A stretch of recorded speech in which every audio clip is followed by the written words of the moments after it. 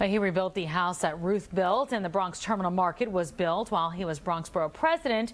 But who is ADOLFO CARRIÓN? For starters, he wants to be the next mayor of New York City. This is now starting to look like 1977, where there were sleeper candidates that had done their homework. And former Bronx President ADOLFO CARRIÓN is sure he'll emerge as a contender in the New York City's mayoral primary because he's running as an independent. You know, we've been able to elect non-Democrats in this town in a 6 or 7 to 1 Democrat town. Very unusual, but here's the dirty little secret. Only 29% of the people came out to vote in 2009 for mayor of New York City.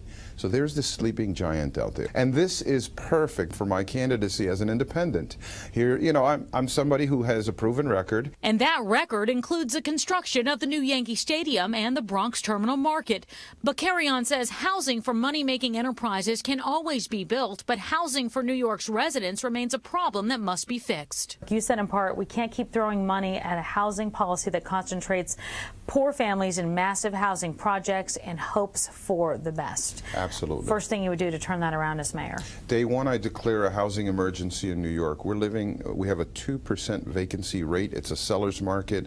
The landlords can dictate price. Apartments in Manhattan are 3,000 or better. So I want to produce 200,000 units of housing. Housing for all New Yorkers. Is that the most pressing issue you as mayor would address first? You walk into office, what do you deal with first? Look, you know, the real underlying most important issue is fixing our education system. We're failing miserably.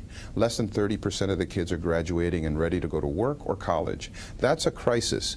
Let me ask you something that's been in the news recently and everyone's got an opinion about it. Stop and frisk. Some of your statements seem to indicate you're for it in moderation. Stop, question, and frisk is a basic policing tool that has always been around. We've renamed it. It's politically charged at the moment. But the fact is that the police have to be able to approach citizens and residents in a city and ask them questions. Following his tenure as Bronx Borough President, CARRIÓN joined the Obama administration in 2009, directing the newly created White House Office of Urban Affairs Policy for more than a year.